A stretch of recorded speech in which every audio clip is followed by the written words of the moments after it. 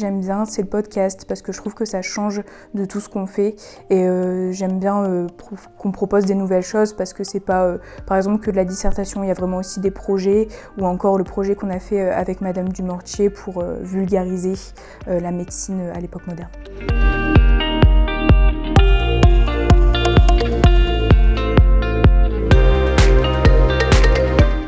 Bonjour, je suis Philippe Diest, je suis enseignant-chercheur à la Faculté des Lettres et Sciences Humaines et je suis responsable pédagogique de la licence Histoire. Bonjour, moi c'est Léna Obled et je suis actuellement en licence 2 d'Histoire à l'Université catholique. C'est une licence en 3 ans durant laquelle on va voir donc toutes les périodes historiques en France, en Europe et dans le monde.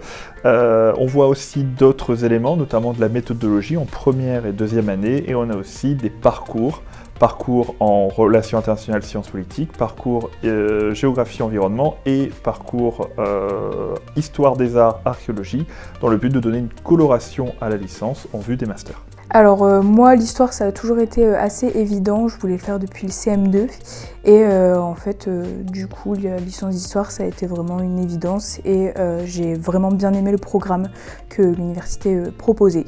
Donc j'ai été très heureuse d'être prise au sein de l'université catholique et de la FLSH pour faire ma passion.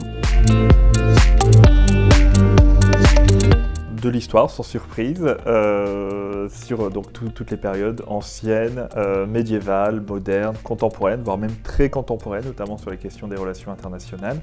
On a de la géographie, on a de l'art, on a aussi de la pré-professionnalisation dès la première année, par exemple, pour les métiers de l'enseignement, mais également sur le journalisme, sur les métiers du patrimoine en 3e année. Alors moi, ma matière préférée, c'est l'Égypte antique, tout simplement parce que je veux devenir égyptologue, donc forcément. Et le projet que là, cette année, j'aime bien, c'est le podcast, parce que je trouve que ça change de tout ce qu'on fait. Et j'aime bien qu'on propose des nouvelles choses, parce que c'est pas, par exemple, que de la dissertation, il y a vraiment aussi des projets, ou encore le projet qu'on a fait avec Madame Dumortier pour vulgariser la médecine à l'époque moderne. Alors le podcast, c'est la culture populaire, donc en fait on va prendre des films comme par exemple Les Trois Mousquetaires, des films qui ont un rapport avec l'histoire et on va donc tout simplement apporter un regard d'historien sur le film en le critiquant ou en montrant les avantages que le film peut apporter d'un point de vue historique. Et tout ça donne lieu à la création d'un podcast radio, ce qui est quand même très original pour les étudiants effectivement par rapport aux normes d'évaluation habituelles. On n'est pas condamné à faire des devoirs sur table. Voilà, exactement.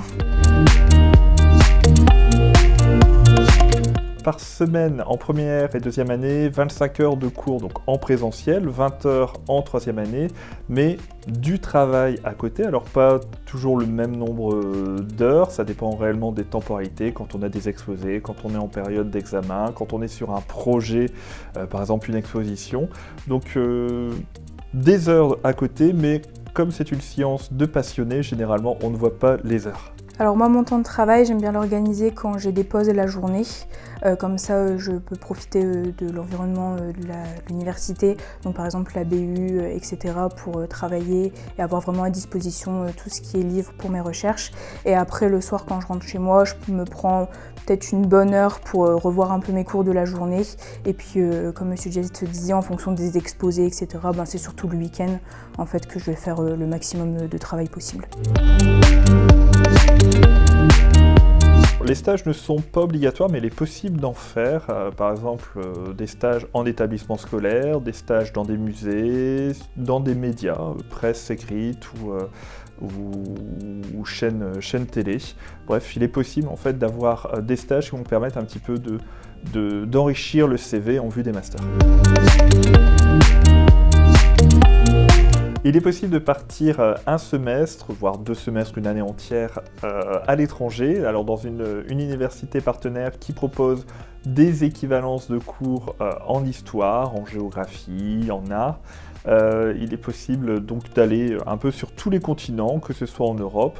Il y a un attrait habituel chez les étudiants pour aller en Amérique du Nord et dans les pays de l'Asie.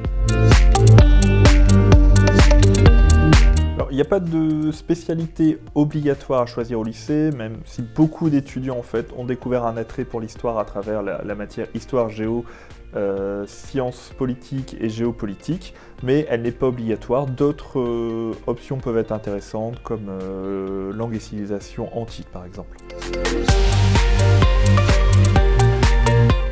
Après la licence d'histoire, il est possible d'aller vers 5 grandes branches de master: les métiers de l'enseignement, les métiers de la recherche, les métiers du patrimoine, les métiers des relations internationales, des sciences politiques, les métiers du journalisme. Après, comme on est diplômé d'un bac+3, il est possible de passer des concours d'entrée dans des grandes écoles comme Sciences Po ou Saint-Cyr.